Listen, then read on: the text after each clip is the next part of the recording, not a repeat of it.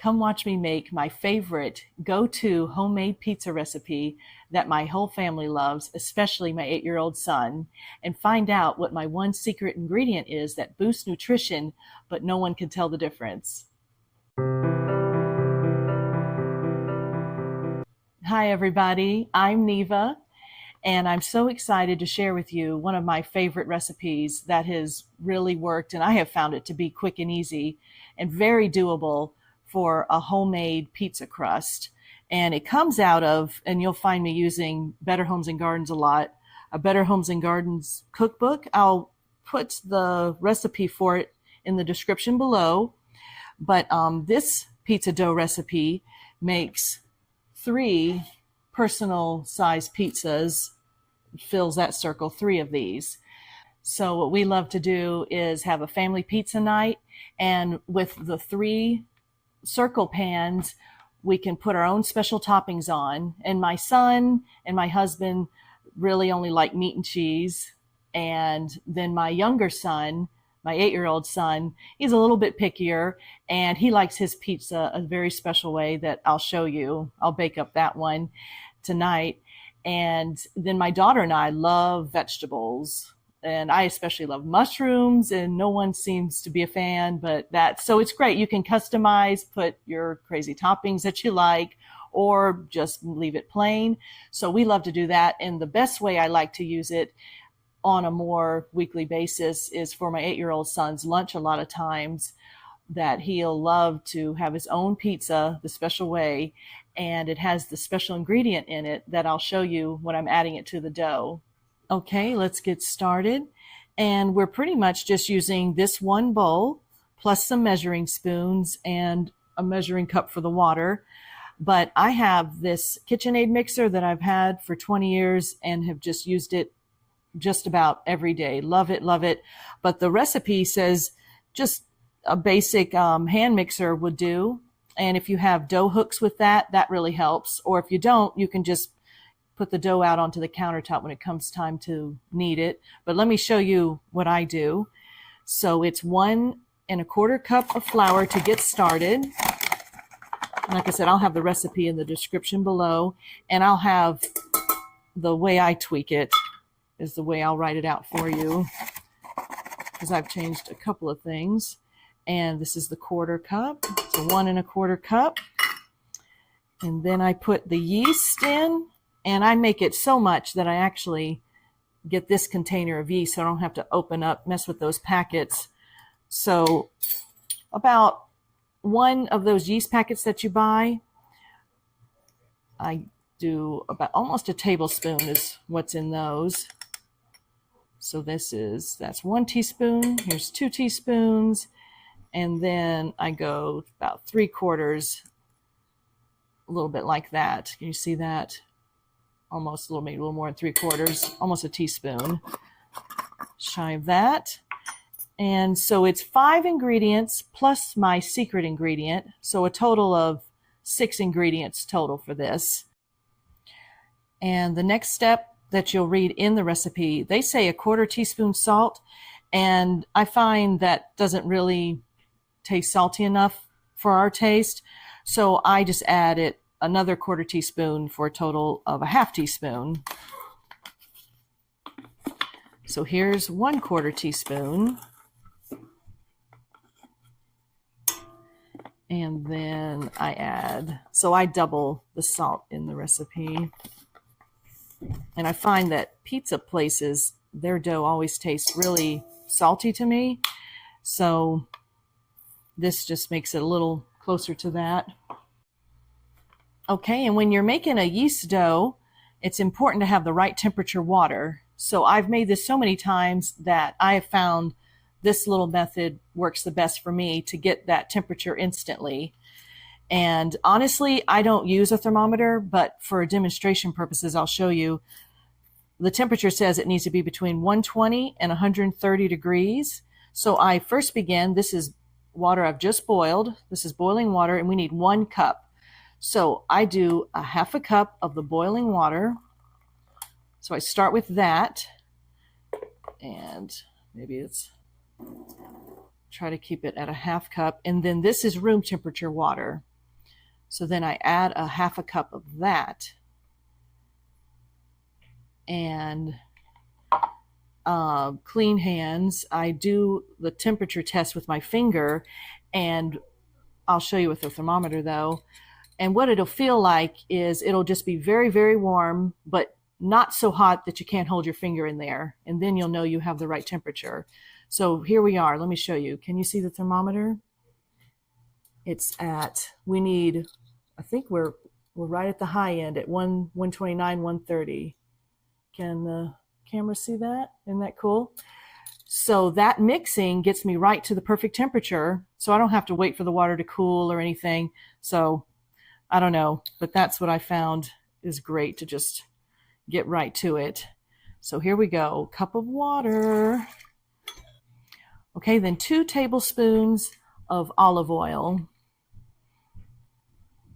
And make sure it's a nice olive oil for that good pizza dough taste. It just seems very Italian to use authentic, good olive oil. Okay, let's put the paddle on. And then we mix this.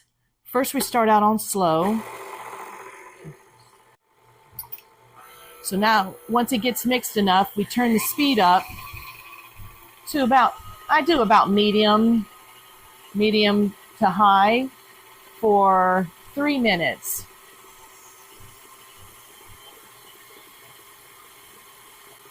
All right, once this stage is done, now comes the secret ingredient. And I do this when I'm adding the flour stage. So this is mixed enough. And the wonderful ingredient I use are cannelloni beans, any kind of white bean, navy beans, any nice white bean like that. And I found that no one can tell the difference. And it adds about 14 grams of protein extra and all the goodness that comes with beans, as you know. So I take 1 can, and you can use a blender. I used a food processor, and I added a little bit of water, just a little bit, just to get it to mix up. And I use half a can. So I half this mixture. And at this stage, when we're about to add the flour, and I'll put on my dough hook, and it's just such a good feeling that I can add a little more protein that my family and that my 8-year-old son, who wouldn't be so crazy yet to eat white beans. It's funny though, he loves to eat raw broccoli, loves corn on the cob. He eats raw tomatoes and about everything out of the garden, but this really helps to add some more protein. And then the recipe calls for a total of 3.25 cups flour total. So I usually add about 3 cups more. After you've done the initial, we already have 1.25 cups in here that we started with. So I'll do like 3 cups in addition. And I'll be honest, I do eyeball it at this stage, so you'll just have to hang with me. So I take this off, and then I use the dough hook. And this is how I do it. If you have a hand mixer, they usually come with dough hooks, and you can just run that in there to mix this together. So here's 1 cup, and there's a 2nd cup, and then I just go to just about 3 cups and see how that mixes up. So let me turn this on. So now we blend all of this together. And I usually only go to, I start with the low speed and only go up maybe to this setting, number 2 on my mixer. Otherwise the flour gets kind of crazy in the bowl. And what I'm looking for is for this will eventually come together. When we went on vacation to a place that had an oven and a freezer, I brought my frozen balls of dough with me. I made like 6 up ahead of time, and we had that for my son. Loved that on vacation. So he didn't have to eat out French fries and fast food. He could have something homemade even on vacation. That works really great. But you do have to have an oven. Off. And I use my spatula to kind of get it off the dough hook. And let me see here, get that all off, take him off. I go ahead and section off, and I use a little bit of flour if it's a little sticky, which it's pretty good. And I have a feeling for about this size dough ball, maybe a little bit more, until I can get the right feel of how big the dough is. I'm sorry, I don't use a scale or anything. I really go by, like I said, I've done it so many times that this is what works for me. So I kind of make it into a nice ball of dough, and I'll sprinkle a little more flour, and then into the bag it goes. And I'll try to get as much air out as I can. So into the freezer, this will go. See, I'm gonna divide this up into the 2. I just like to sprinkle some more flour, and I put it into the bottom of the bowl. And I use the bowl for the resting, so I don't have to put anything on the countertop the way I do this with my mixer. So no kneading on the countertop I've found to be necessary. So I'll make one dough, usually like that, and I'll set that aside in there. And here's the second ball of dough for the second pizza we'll be making. And I just like to make it into a nice smooth shape. And see, that made a nice elastic dough. Can you see that? Real nice. And just use all-purpose flour, that works. That's what I have on hand. And I'm gonna put a little more dough so that when they rise, they'll just easily separate. And let me get my towel. And then you put a towel and let it rest for 10 minutes. And then we're almost there, almost ready for the oven. Come back in, we'll see that. Okay, the 10 minutes rest is over.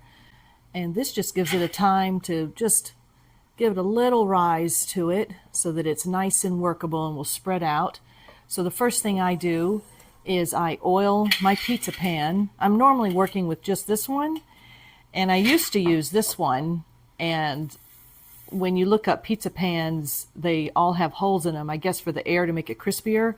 But honestly, I found that was hard to oil because the oil falls through it, and when it's cooking, I don't know, that's just hasn't worked too well for me. But I am going to use this one because we're going to make 2.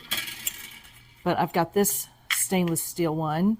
I put about a good tablespoon of oil, and I put that in the middle. And see, this one I have to do the oil kind of like this, so it doesn't go all through the holes, but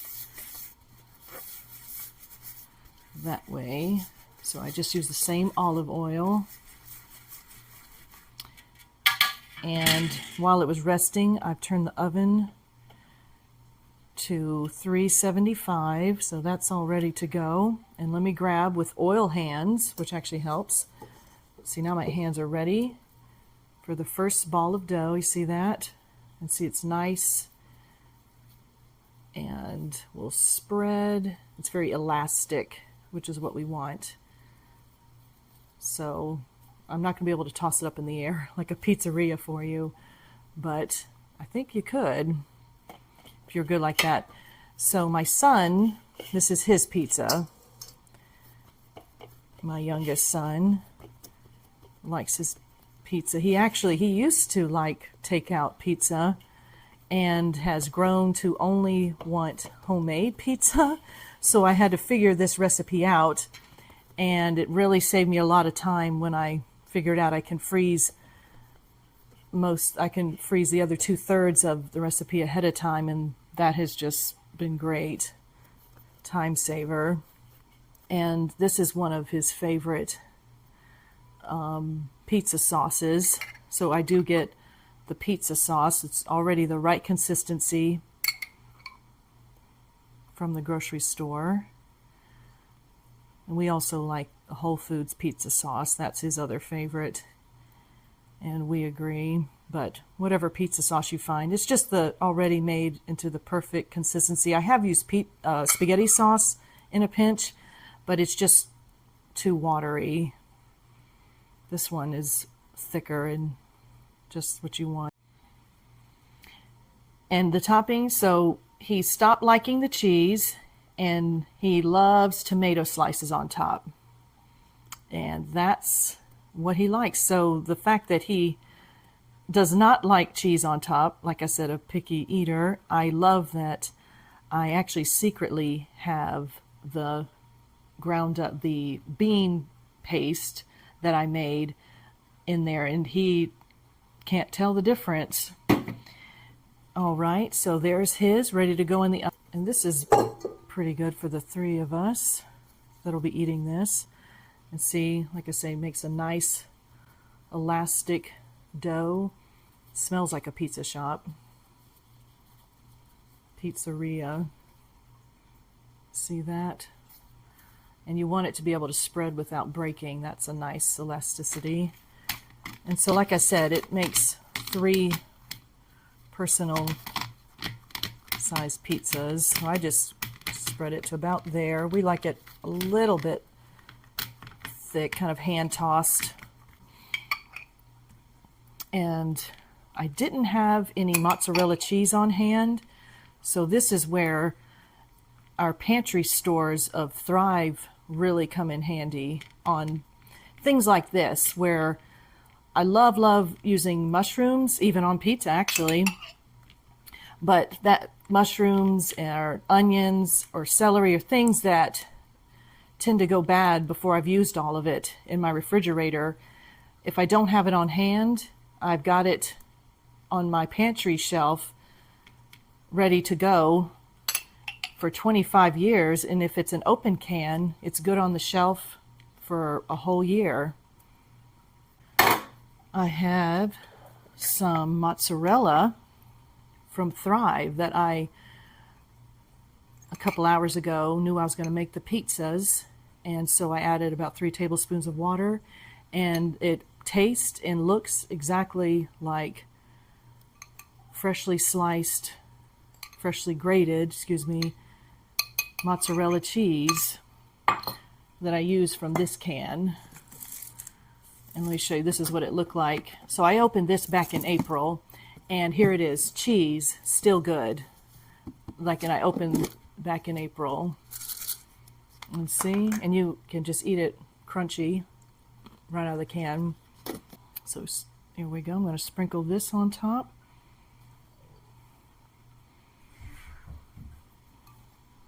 And lovely. Love this. Can't tell the difference between freshly grated or this, honestly. Let's just put that all on there. Make it really cheesy. One of our favorites, everybody can agree on, the pepperoni.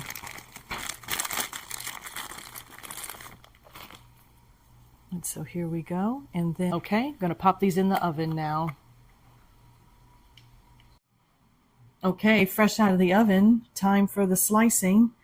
Let me slice this pizza first for the hungry fella. Yes. And I just, sometimes it slides around, let me cut crosswise. This. All right, and wait just a second. Let me cut this. Okay. Cut it in half. Then we cut it this way. Like I said, slides around a little slippery pan, which is good for getting the pizza slice off of there. Oh yeah, okay. You ready? Take a slice. Yes.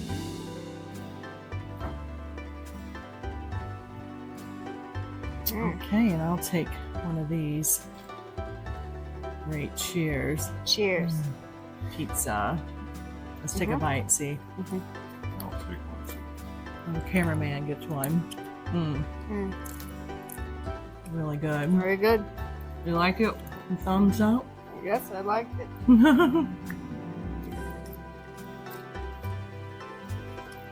Well, we just want to send blessings from the comforts of our home to yours. And hope you guys can enjoy this recipe. Give it a try. And let me know what you thought. Try to make it, and I'll be curious to hear how it worked out for you. See you later. Bye. Bye.